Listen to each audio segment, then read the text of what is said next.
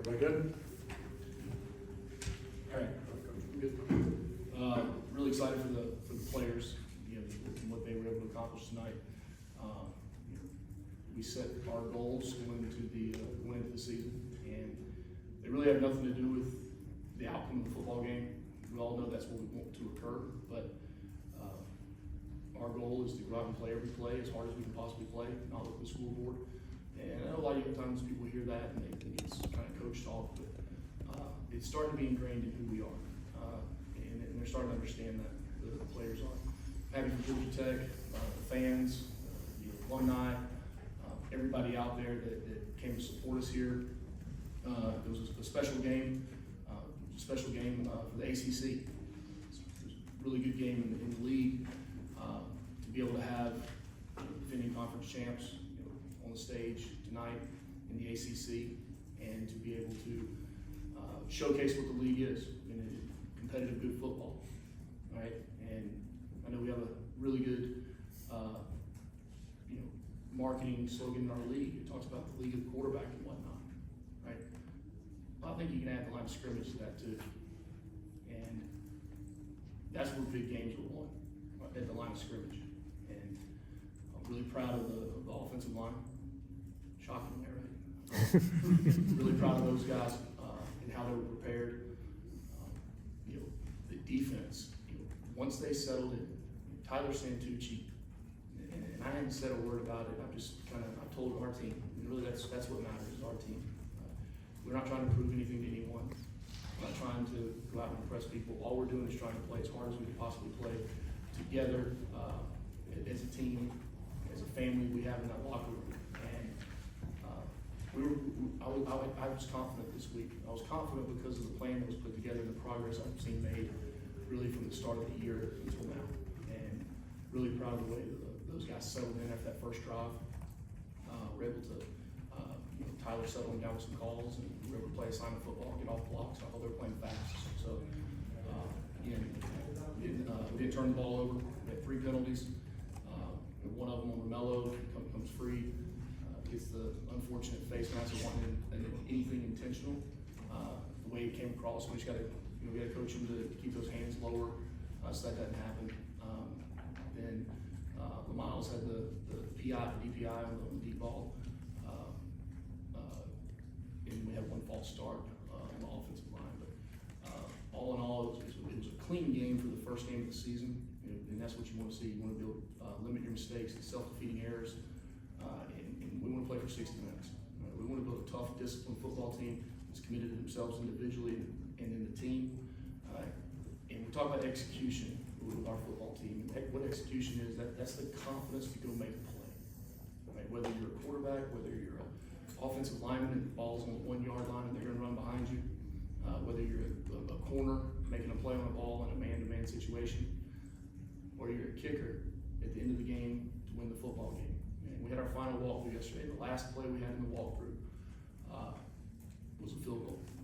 And I stopped it and brought them together and said, guys, this game's going to come down to a field goal. This is your last rep of perfection before we go into the game. Total confidence in Aiden Burke. What a football player he is. What a football player. And when I say that, I don't say that lightly now. He's a football player. He's on leadership. He does that all the time. And missed one earlier, a long one. And you talk about ice in his veins now. He came up to me and said, yeah, Coach, I'm good. I don't care what the ball is. Just put it down, I'm gonna make it. And the confidence for him. So again, credit to Mike for having his team come over here, having them prepared to come here and play a football game. But really happy for our people, really happy for the ACC and what this league is, and for other people to see that as well. So, but we'll enjoy this tonight. We got an early meeting tomorrow morning before we head back home. We'll get back home around 2:30. We'll go straight to the weight room, lift, stretch and stride, have meetings, head outside, practice. They'll be back in class on Monday, and then we'll get ready to go. We got a game next Saturday, right? Back at home. So, again, appreciate everyone's hospitality here.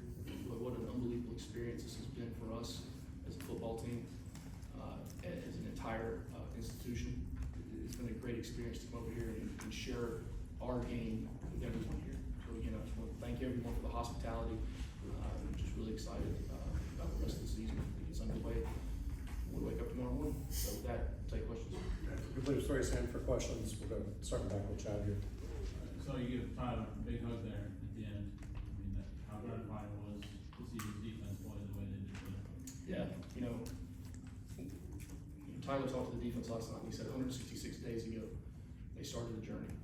And he told them their only goal was to be the best version of the 2024 Georgia Tech defense that they could be. Not to be anything more than that. Last night was the first meeting I sat in with the full defense, and that was an intentional thing. I wanted those guys to understand the confidence I had in Tyler Santucci and his staff. And last night I sat in that meeting, I stood up when it was over, and I told those guys, I cannot wait to see y'all go out on that field and play together as one. And we talked about there's gonna be setbacks, there's gonna be obstacles to overcome. It's not about that, it's about playing the next play. It's about playing the next play. Success and failure are really one and the same, they can both be distractions to you. And you gotta stay in the moment, play the next play, and I thought that's what they did tonight. And huge credit to Tyler and his staff and the plan he put together. The plan's great, but you don't build that type of resiliency, right, unless it starts early and starts throughout the whole year. So really happy to have him part of Georgia Tech being a Yellow Jacket. Kelly. Brent, it seems like you've had a quiet confidence about this team going into the year, and you always have led your team to not be too big for the moment. Like the opponent's not too big; it's just a game on the schedule. How much do you think that factored in, and how much is this kind of showing the confidence you had going on in your team going into the season? You build confidence, going against each other, and the confidence really came from seeing the defense progress over throughout spring practice, throughout the summer, throughout the training camp. I thought our offensive line played a good game tonight, but they got punched in the face for a week and a half of training camp. We couldn't get a yard on the ground, and so that built confidence, in this football team. We added a lot of depth. We were able to play a lot of guys on the defense tonight. Played a lot of guys that played their first football game, right? First meaningful snaps in a football game on that side of the ball. Right? And that's only going to help us. Look, with their mistakes, yeah, there's mistakes. Right? Those guys now have playing time. As a coach, a lot of times when it gets into a really tight football game, you get nervous about those rotations and having a guy in there that hadn't necessarily quote unquote started. But he stuck to the plan. Tyler stuck to the plan, kept those guys coming in, and those guys will be better football players for this season. Patrick. Coach Key, you spoke about confidence in your defense, and I was wondering, the decline of that hold call early in the game on 3rd and 5 or 6, was that a manifestation of that confidence? Yeah, and it was really kind of no man's land on the field too. You have to know your team, but you also have to know your opponent. You have to know what your opponent's tendencies are. You have to know, how they play the game. I won't get into everything about it, but it's part of the football game. And look, that's a roll the dice deal right there now. Sure. Right. That's when if you look up, ask 100 experts on it, you probably get 50-50. Right? You back them up, or you take away the down. And I thought right there at that time that eliminating the down was the best decision. Right here. Coach, you made a point in the build of this game of not making a big deal with the fact that this game is being played in Ireland and you come all the way across the Atlantic to play it. How much does that mentality feed into the result that you got on the field tonight? I think it does. I would like to think it does. I'm sitting here in Dublin, Ireland right now, and I couldn't tell you the difference if I'm sitting in Tallahassee, Florida, or Atlanta, Georgia, or Chapel Hill.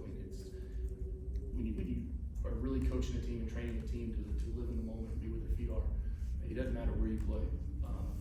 It doesn't matter how you get there. Right? Once you're there, you're there. Thursday was a Thursday. No different than a Thursday at home. Friday was a Friday. No different than a Friday at home. Saturday's it's game day. Right? Tomorrow we'll wake up. We'll travel back. Only difference really is we're traveling tomorrow morning as opposed to tonight. And tomorrow we'll be at practice. We'll be practicing, working out tomorrow. So we came over here 10 years ago and played a football game. And first of all, I want to say to this entire country, wow, what a difference that time span has made in the love of the game, the understanding of the game, people embracing the game. Huge, and credit to the people that have been putting this game on, and how they have increased the popularity of it throughout the entire country. But when we came over 10 years ago, we did a lot of the things. We went to the jail downtown, or went to the old jail. We went to Guinness. We did a lot of those things. Okay, I changed that mentality. Right, we were able to see the place, interact with the people. I told them before the game, I said, "Hey, we'll come back another time and do those things." They're probably going to hold me to it now. Just curious if you could talk a little bit about your running backs. Chad Alexander's a guy that you talked about in the spring, walk-on guy, and can you just talk about how he's kind of blossomed into a guy that played a huge role in this game, and Jamal too, how he's continues to thrive for you? Yeah, he's really a great example of who we are as a football team. We got a lot of guys that aren't big enough, not been fast enough, might have been overlooked at another school and decided to come here. Or, that's who we are, right? And it's that's who these guys are building themselves into. And Chad's 185 pounds. Now he does run 10-3. He can roll now. But he wasn't that was impressive. He was running between the tackles and pushing the pile. And just the resiliency that he showed and the toughness that he showed. That was his first carry in a football game tonight. First carry. And he's getting positive yards, just falling forward. Well, those are the same things we saw in the scrimmages. I told the team, this isn't our first game of the season. Y'all have played against each other twice already. We know who we are. Right? Now it's time to go out and have the confidence to go out and play. So that's what he was doing all preseason camp. So really happy for Chad. Right here. Is there anything that you learned about your football team throughout this week, whether it be the travel, the mentality of the team heading into the game, or even something from the game that you took away as a real positive from this week? Once I sit down, I'll have more time to think about that. There's always lessons learned. There's lessons learned in good, and there's lessons learned in bad. Just because. Can I ask who that was, Jake? That was my boss, so. Can't say too much. Oh, you won, Jay. What can't happen is, Coach Saban used to talk a lot about, never wasting a failure, right? Well, you also can't waste these, because that ball goes one way or the other in the last play, and we don't win the football game. That doesn't change the first 60 minutes of the game, right? Well, if you lose the game, now you're going to be different and going back when you're addressing the mistakes and the things you have to get better at. No, you have to be the same. And when we see those mistakes, when we see those things, those are things we have to address, and we have to correct, we have to fix. But I don't think I learned anything from a mindset standpoint. I think it just confirmed it. Okay, time for a couple more. Ken? Brent, on the mishandled shotgun snap, what happened there, and then on the ensuing play, like what were you trying to get back to be able to make the field goal? Is that half full or half empty, guys? Ken, I would expect nothing less out of you, my friend. No, so we are a motion. Obviously, right? We're a motion shift football team, and we have a lot of different receivers running those motions, right? And for a defense, it's really hard when that ball is being snapped right, because you don't know the window dressing, the eye king that takes place. So we worked really hard to get that timed up exactly, right? And the timing of it was a little bit off, and ended up on the ground. So Haynes was able to get it back. We had a couple of snap issues, like we had the one that earlier in the football game, it was a low left snap. Usually that comes from not following through. Right? That's something we can work and correct and fix. But look, there's a there's hundreds of things we have to correct and fix in that football game. And then that, like at the ensuing play, were you thinking we want to get to the 33 or the 30, or did you have a point in mind that, this is what we want to? Yeah, so the way the wind was blowing in the stadium, it didn't feel a lot, but it was a huge difference going south than it was going north. The open end of the stadium, it was coming in that way, which is kind of what we expected. The kick line from going into the open end was around a 30, 35-ish. Yeah, right at 35, we probably could push it to a 38 with Aiden's leg. If it was a game on the line type situation. Now going the other way, it was a 40 to 42 mark that we were looking at, and obviously they were looking at the exact same mark. I mean, that kicker has the same leg that Aiden does. We came up short on ours, we missed ours, and they hit theirs right before halftime, going into the south end of the stadium. But I don't know if you see me. There was a lot of conversation between me and Aiden leading up to that, really the whole game, because it didn't take long in a football game to realize it's going to be a close game, right? When you start looking at possessions, you have 3 possessions in the first half of the game, right? Now, so there's 11 minutes on the clock in the fourth. Okay, well, we're going to get the ball back one more time after this. I think it was 6.5 minutes left, 6 something left on the clock, and we got the ball back. So you're playing, all right, yeah, let's score the surest way. I mean, if you're not going to take a knee on the 1 yard line and kick a field goal, we're going to score because it's a tie ball game. A little different if you're up and you're winning, but we also wanted to take time off the clock, right? We knew they had all 3 timeouts, plus the new the 2-minute timeout was factored into it.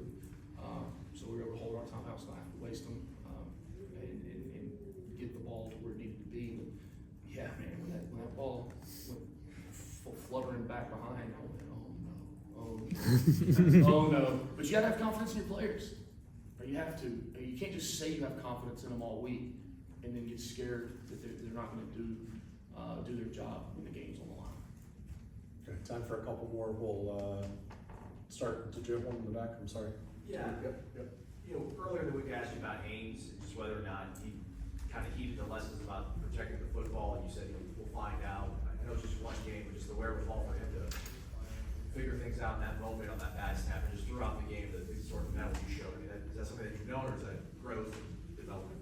Yeah, again, you know what you know about your football team when it goes against each other, and once you play a different opponent, you'll find out. So the amount of times that he took off and ran and scrambled, right, when he saw a crease or whatnot, but he didn't try to force the ball, right? I thought Buster did a really good job too of calling some of those plays on 3rd down to get guys open and to play man coverage.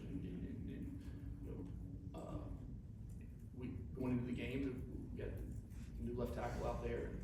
They got a pretty good pass rusher, and so you look at the timing of all those things. Haynes did a really good job of protecting the football, right, reserving the right to kick, and putting us in a position to win the game. Okay, Chad, if you want to wrap this up. You mentioned, getting back to practice tomorrow. Any concern to getting the guys recalibrated and refocused for this next game? What do you mean, do? Like, say the politically correct thing, and say, oh, I've done it. Yeah, as coach, you always have to be. So, you might know me, I have 10,000 things in my head spinning right now that we have to make sure we get to in the mindset and how we're going to talk to them and what we're going to do. We'll have a team meeting at 7:30 tomorrow morning to talk about the game. As soon as this is over, I'm heading back and start watching the film and grading it. We'll close out the game as quick as we can and then be able to move on. Yeah, there's a lot of things in your head that go on. We talked about at first we learned how not to lose. Then we talked about we learned how to win. The next step in this journey is learning how to win consistently. Okay? The team that I believe we have, right, we'll go back to work. We'll go back to work. And the good thing is, we got a 6 or 7 hour plane ride to be able to make sure we get that message across. Awesome. Thank you, Coach. Appreciate you. Go Thanks, Jags. Coach.